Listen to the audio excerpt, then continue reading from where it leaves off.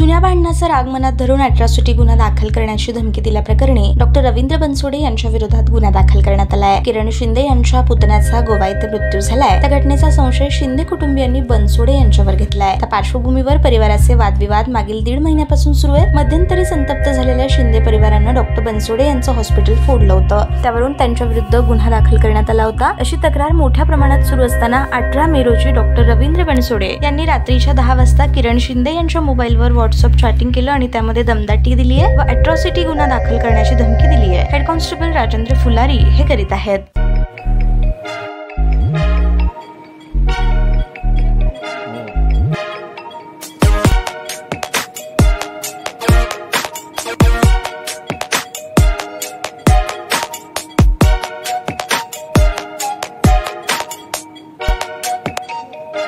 सोलापूर शहरातील सुप्रसिद्ध हॉस्पिटल म्हणजे सेंट्रल मल्टी स्पेशालिटी हॉस्पिटल मागील अनेक वर्षापासून सेवा बजावत आहे। 24 तास इमर्जन्सी सर्व्हिस, मॉडर्न टेक्नॉलॉजी, अनुभवी डॉक्टर्स तसेच अत्याधुनिक तंत्रज्ञान सुविधांनी सुसज्ज स्त्रीरोग प्रसूती विभाग, ऑर्थोपेडिक विभाग, मेडिकल विभाग आणि इतर एकमेव नाव म्हणजे सेंट्रल मल्टी स्पेशालिटी हॉस्पिटल। पत्ता गणेशपेठ शॉपिंग सेंटर, मंगळवार बाजार, सोलापूर।